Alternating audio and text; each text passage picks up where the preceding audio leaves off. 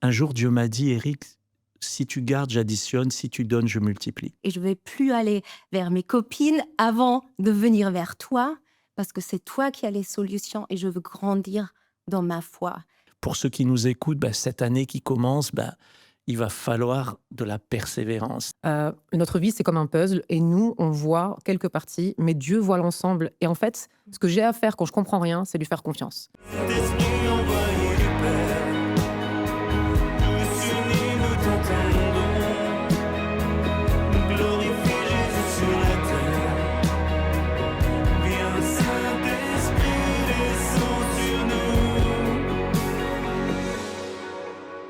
Bonjour à tous, j'espère que vous allez bien. C'est notre dernier rendez-vous juste avant de fêter ce passage à la nouvelle année.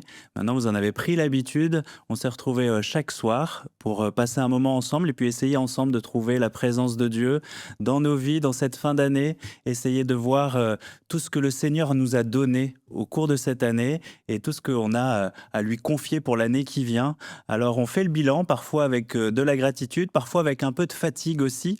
Et on ose demander qu'est-ce que j'attends encore de Dieu.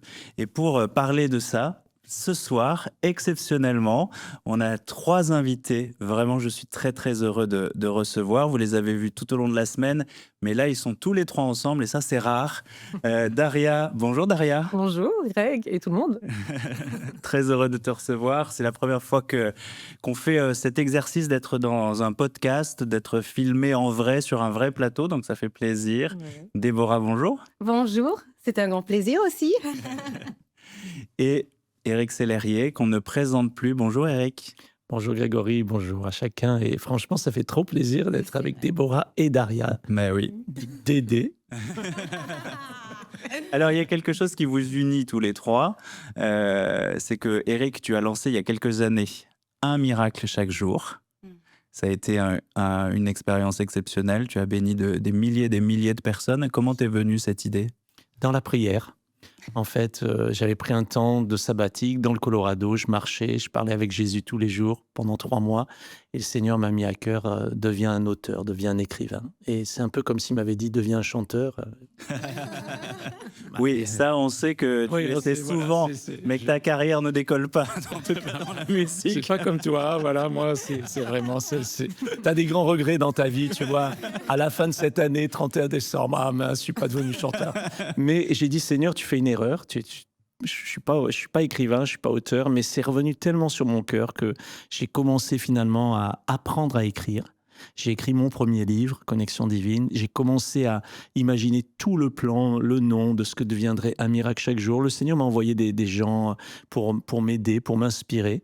Et puis quand je suis rentré des États-Unis dans l'avion au mois d'août, il y a une dizaine d'années, 11 ans, j'ai écrit mon premier miracle chaque jour. Et c'est devenu un vrai phénomène, un vrai miracle. Et je donne toute la gloire à Dieu pour ça. Et puis donc, j'ai été le premier auteur. Et puis, Il y en a eu d'autres qui se sont succédés. Dont Déborah. Dont Déborah. Qu'est-ce qui a été le plus beau dans cette aventure, un miracle chaque jour? Il y avait plein de moments, il y en a tous les jours, mais pour moi, cette année, c'était le Pakistan. On a pu amener un miracle chaque jour au Pakistan. Cette année, en mai.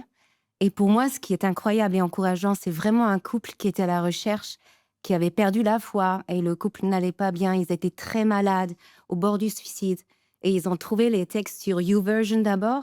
Ils les ont traduits en ourdou et ils ont commencé eux-mêmes. Et après, ils ont Incroyable. pris contact avec nous et on y allait là-bas. Et juste de voir comme Jésus transforme des vies là-bas, c'était un des plus grands cadeaux cette année. Et on va y retourner. Ouhou. Et toi, Daria, c'est une aventure qui va commencer dans 5 jours. Oui. Comment tu appréhendes un peu cette nouveauté d'écrire tous les jours un message pour encourager? Comment tu le vis? Ah, je le vis très bien, je suis très honorée et c'est vraiment une joie pour moi-même d'être là ensemble aujourd'hui. C'est un miracle, je trouve ça trop beau. Non, je suis très contente parce que c'est quelque chose que j'aime faire. J'aime écrire déjà, puis j'aime partager. J'aime partager ma foi, la joie, parfois les défis aussi. Et je vois ça vraiment comme un cadeau de Dieu, en fait, pour cette nouvelle année. Donc, très heureuse de cette nouvelle saison. Et j'aime les nouveautés, donc voilà. Alors, on est le 31 décembre, c'est un jour charnière. Comment tu appréhendes cette fin d'année et puis cette année qui vient? En fait, j'aime bien quand quelque chose se termine et qu'une nouvelle commence. Ça, c'est quelque chose que j'aime dans tout dans ma vie, c'est-à-dire ça peut être dans le ministère, ça peut être dans ma famille. J'aime bien ce verset qui dit eh bien que il vaut mieux la fin que le commencement. Et en fait, la fin d'une chose que son commencement. En fait, j'aime ce verset parce que souvent, eh bien, on commence des choses, on n'arrive pas à y finir ou parfois on les laisse juste de côté. Et en fait, une année qui se termine, ben, en fait, on n'a pas le choix. On est le 31, donc l'année se termine. Et du coup, il faut bien qu'une nouvelle année commence. J'aime pouvoir aussi dire, ben voilà, demain, c'est une nouvelle journée. Ma mère m'a souvent dit le soir, derrière les pleurs arrivent le soir, mais la joie revient au matin. Amen. Et j'aime en fait, ouais, voilà, j'aime l'idée que le 1er janvier, c'est la joie qui revient, même si le 31 décembre, c'était difficile. Amen. Et tu es du genre à prévoir des challenges pour l'année qui vient ou pas? Ouais. Que tu tiens un petit peu ou pas du tout? Dans certains domaines, oui, mais je suis le cliché de la femme qui fait des résolutions. Plus de sport. Voilà. Non, mais tellement, mais je suis un cliché à moi tout entière. Non, mais vraiment.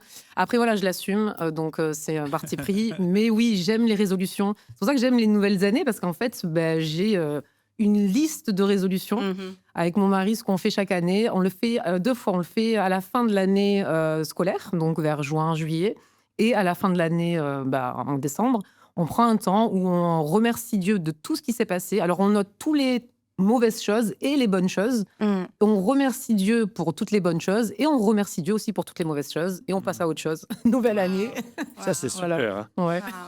Alors, Eric, si dans cette année qui vient de s'écouler, s'il y avait une image que tu retiendrais de 2025? Ce moment-là. Le moment, l'image. Je suis reconnaissant. Je pense que je suis reconnaissant pour chaque jour, vraiment. Et pour moi, en fait, tout à l'heure, je racontais l'histoire du début d'un miracle chaque jour. Au début, Dieu me met à cœur de devenir un auteur. Et puis, un jour, il me dit, c'est le temps de transmettre, c'est le temps de donner, c'est le temps de former d'autres personnes.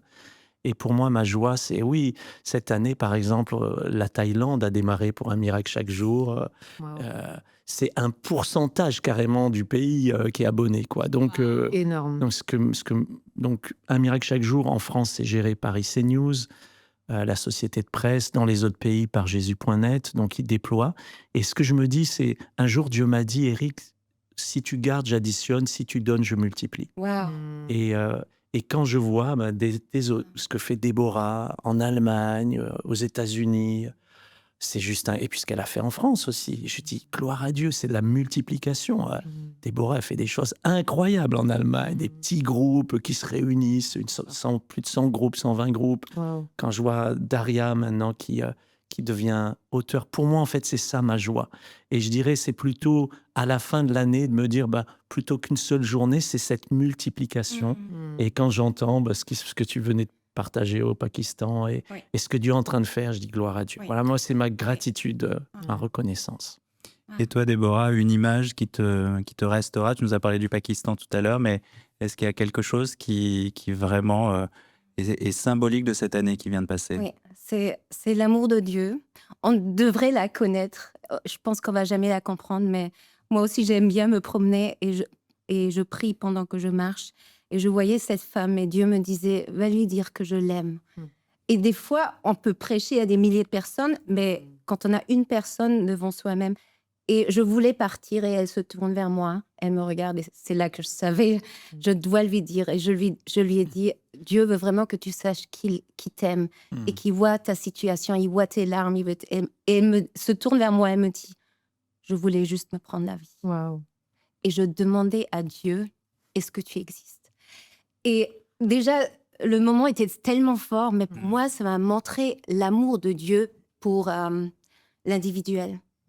Il nous voit vraiment. Et ça ne dépend pas de ce qu'on fait pour lui, tout le travail qu'on fait. C'est vraiment, il nous voit dans nos larmes, dans les moments difficiles. Et ce moment, il m'est resté, bien sûr, dans le cœur. Aussi pour comprendre l'amour qu'il a envers moi. Bien sûr. Ouais. Il y a une question que j'aimerais vous poser à tous les trois. Est-ce que 2025 a été une année où vous avez découvert quelque chose de vous-même? Parce que Dieu nous révèle, Dieu vient mettre de la lumière dans nos vies, dans ce que l'on est. Est-ce qu'il y a quelque chose qui qui a été révélé pour vous? Alors, parfois, c'est beau et parfois, c'est plus difficile.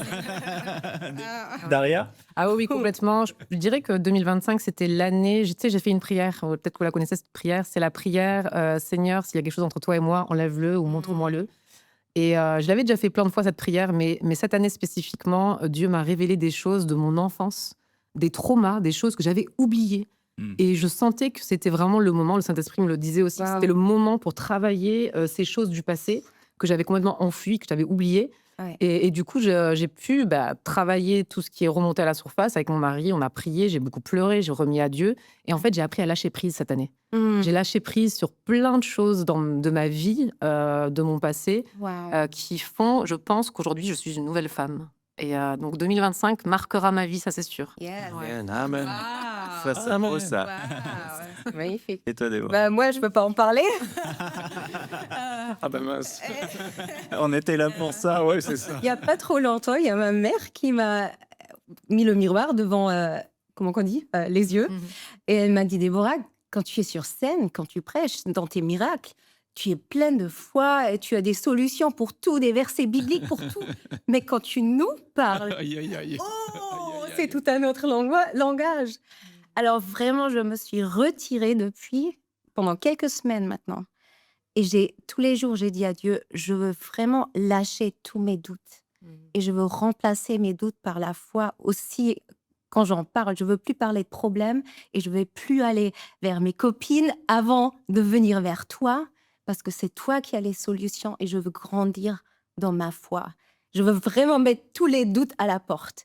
Et j'y suis pas encore, mais j'ai vu déjà en quelques semaines, comme j'ai grandi dans la foi, comme ça m'a changé moi, comme j'ai plus besoin d'en parler à tout le monde, de tous mes problèmes et tout ce qui me travaille, mais je vais tout de suite envers Dieu et je mets ma foi en marche.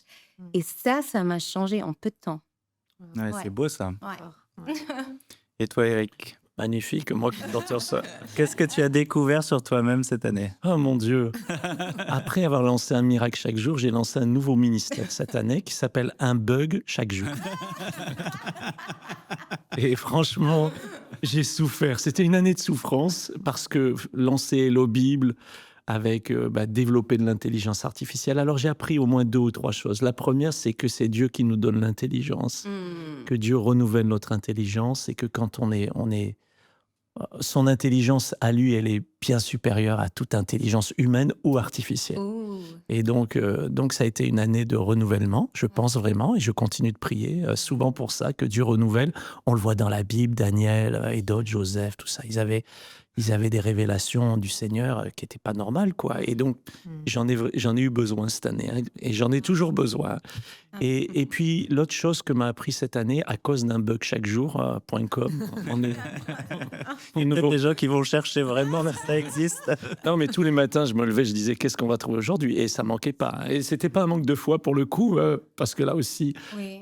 il nous faut la foi là-dedans. Mais l'autre chose, c'est, je l'avais déjà apprise, et je voudrais le dire pour ceux qui écoutent aussi, c'est que dans l'œuvre de Dieu, tout se fait toujours avec la persévérance. C'est Un semeur sorti pour semer, dit Jésus, et après, t'attends, quoi. Oui. Alors, des fois, ça tombe dans les pierres, les soucis de la vie, le diable qui vient t'enlever le truc, qui vient t'enlever ta joie, etc. Donc, déjà, t'as qu'un quart qui tombe dans la bonne terre, hein, dans la parabole. Donc, mais une fois que c'est tombé, il faut attendre quand même. Et il faut persévérer. Oui. Et je pense qu'une des leçons, en tout cas, du bug chaque jour, pour moi, ça a été persévère.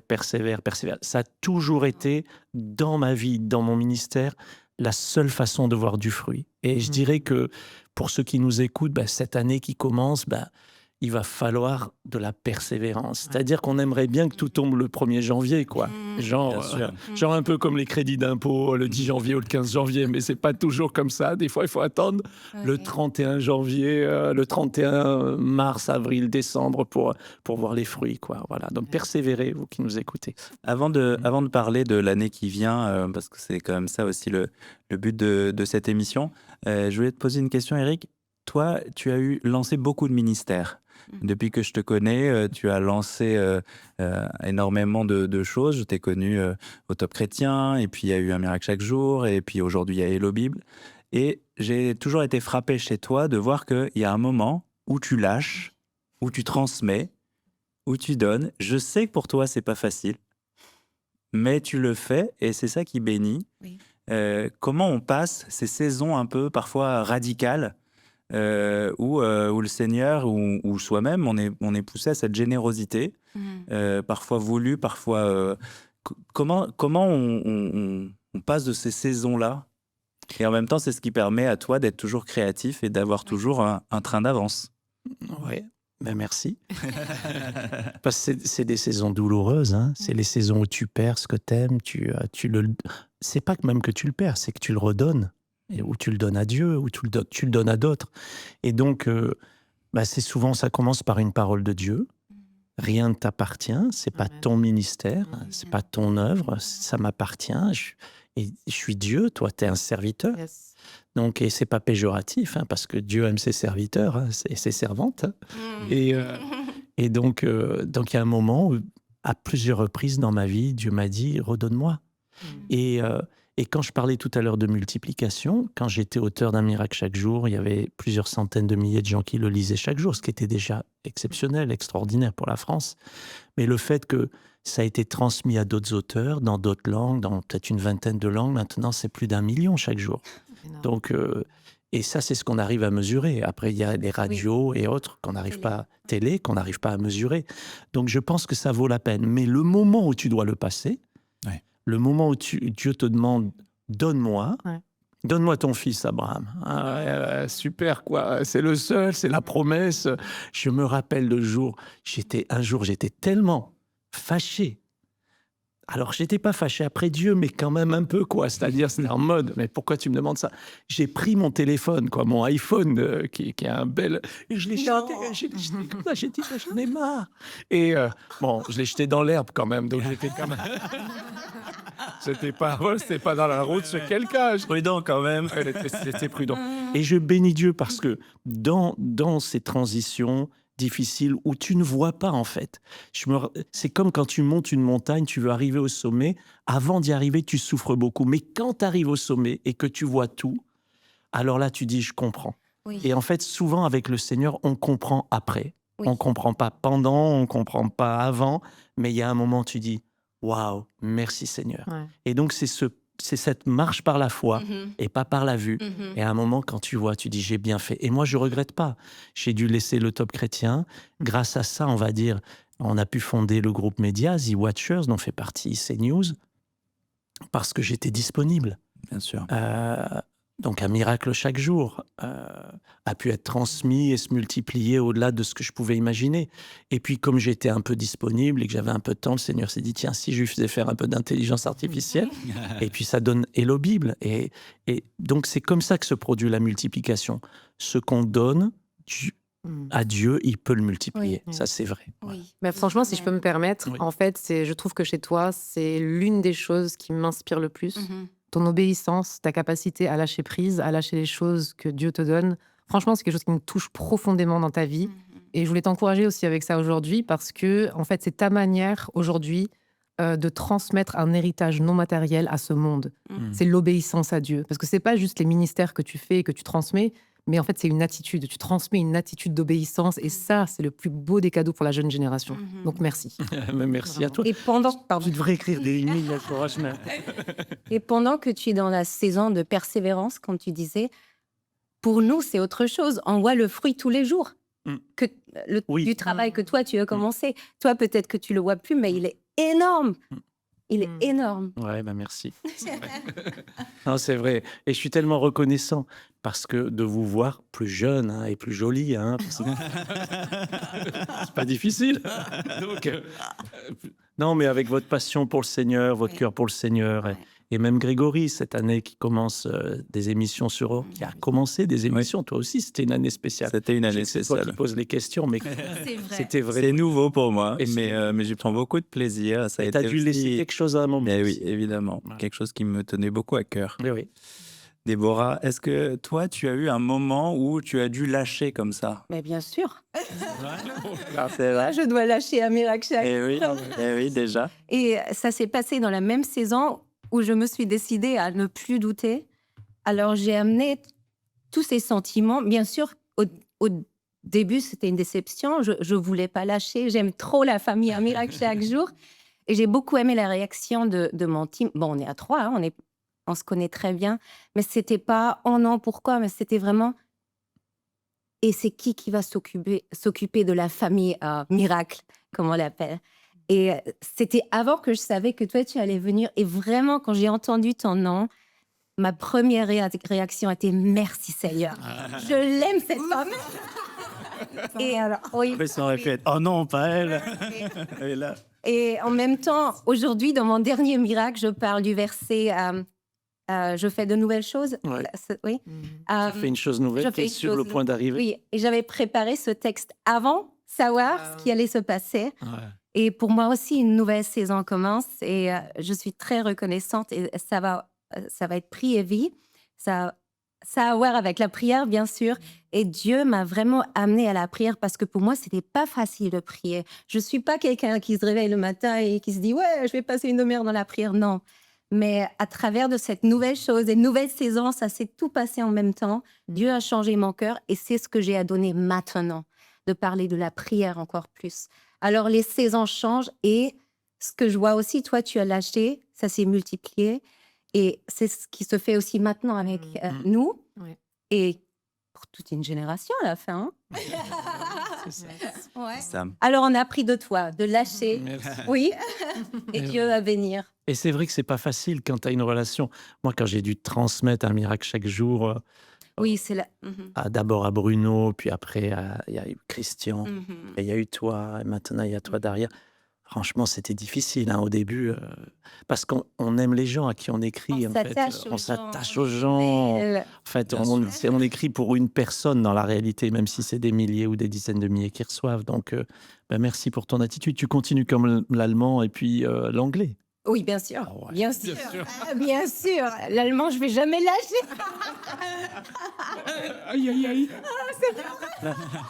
Bon, c'est pas prêt tout de suite pour lâcher les choses. J'ai encore à apprendre. Là. Mais en tout cas, moi, c'est vrai que j'ai fait cette expérience de commencer de l'animation cette année grâce à Présentiel.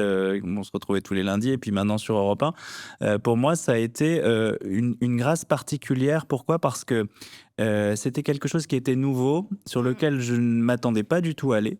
Et je crois que j'étais complètement... Enfin, je sais que quand, par exemple, je faisais un album, puisque c'est ça oui. par là que j'ai commencé, eh bien, s'il y avait une mauvaise critique, s'il y avait un album qui était mal reçu, pour moi, c'était la désespérance complète. Aujourd'hui, on peut me dire que je ne suis pas un bon animateur, ça ne m'atteint pas. Wow. Parce que c'est pas quelque chose... C'est un mensonge, de toute façon.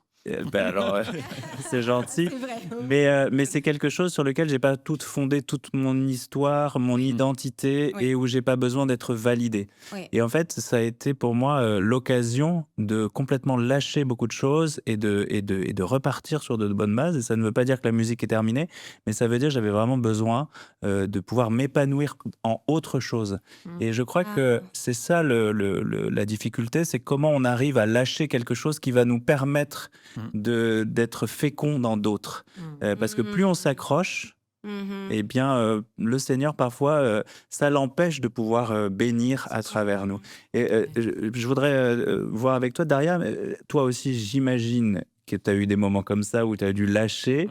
Qu'est-ce qui nous empêche systématiquement de lâcher? Qu'est-ce qui fait qu'on veut toujours retenir à soi, malgré le fait que on entend clairement de Dieu cet appel, que les gens nous y encouragent, que nos frères nous y encouragent? Qu'est-ce qui fait que on s'obstine?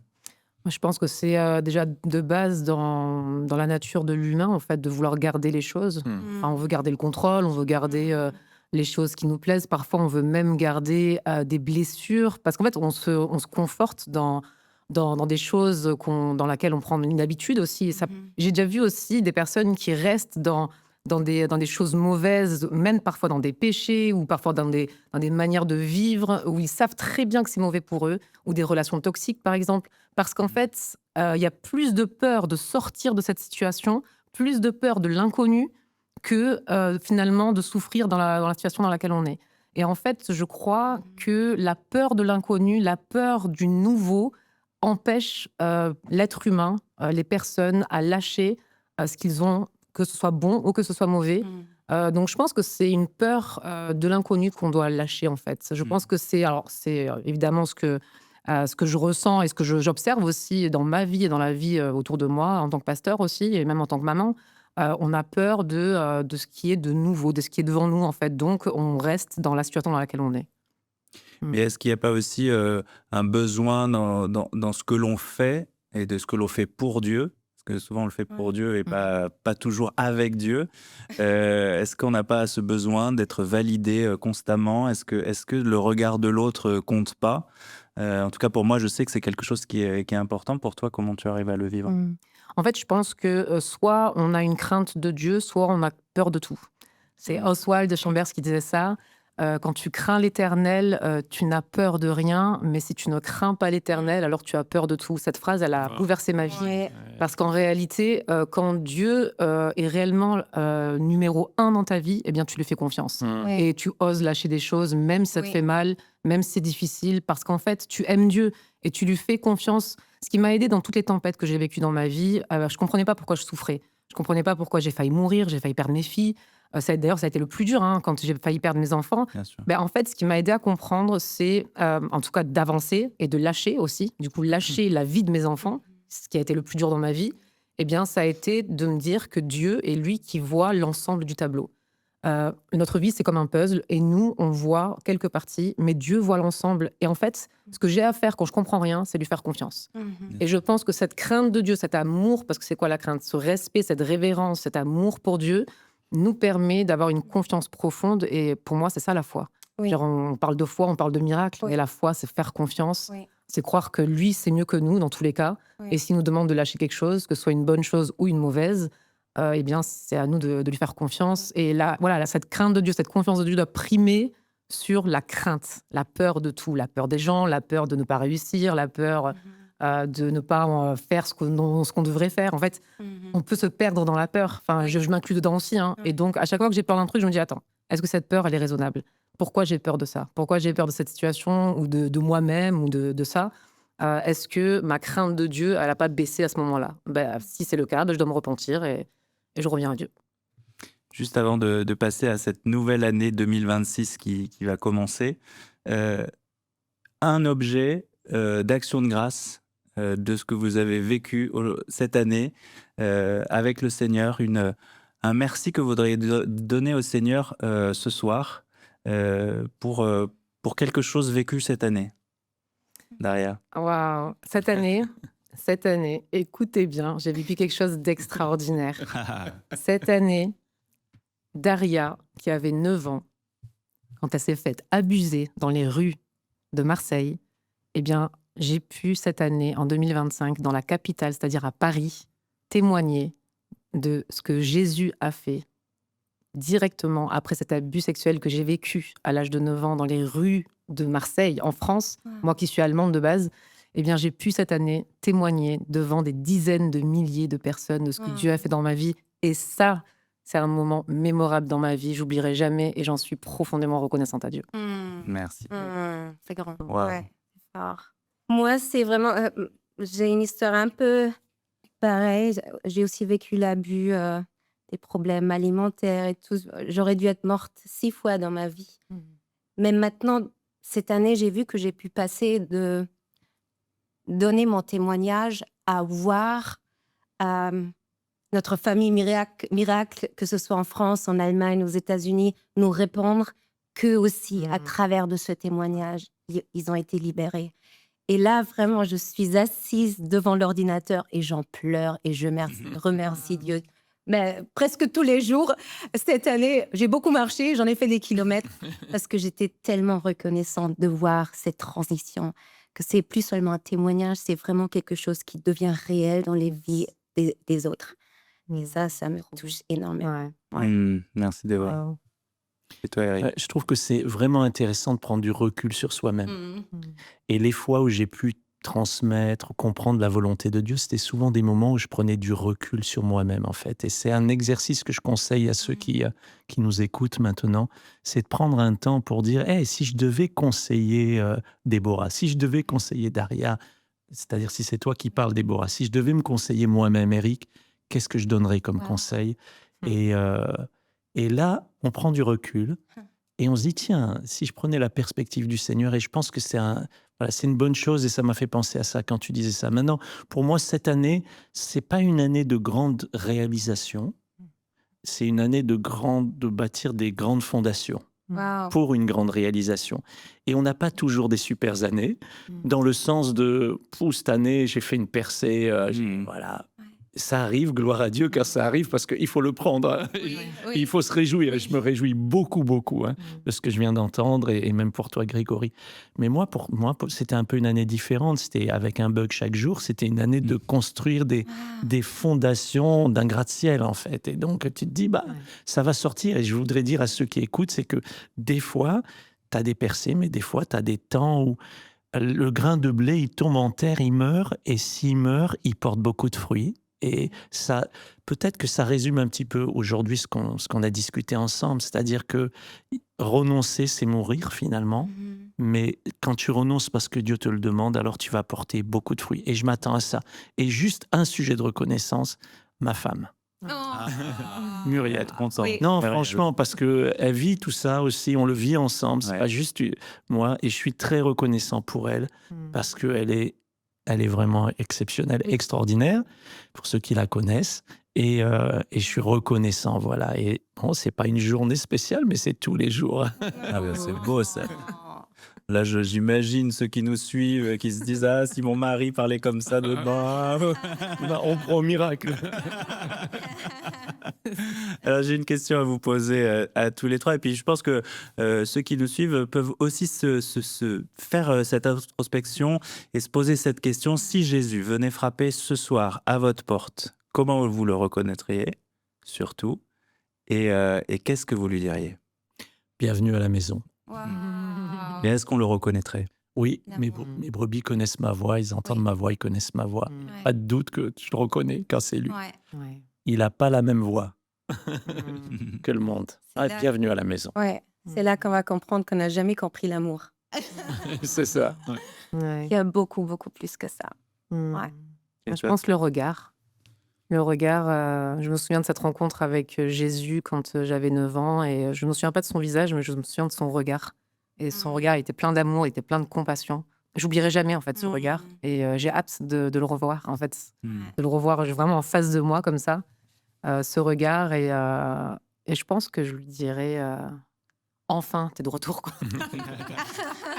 C'est bon là, le monde il a besoin de toi. Non, enfin t'es de retour. J'ai hâte que Jésus revienne. J'ai tellement hâte. La bonne nouvelle, hein, moi je pensais quand tu posais la question à Apocalypse 3:20, voici je me tiens à la porte et je frappe. Si quelqu'un entend ma voix, ouvre la porte, j'entrerai chez lui, je souperai avec Ouais. lui et lui avec moi. Et donc j'avais cette image quand tu posais la question, c'est pour ça que je disais bienvenue, parce qu'en fait on peut lui ouvrir maintenant. Ouais. Et on peut Oui. décider à l'aube de cette nouvelle année 2026 de dire tous les jours je vais ouvrir la porte à Jésus. Oui. Et comme ça, le jour où il va revenir, oui, il va m'ouvrir aussi la Oui. porte, Ouais. tout simplement.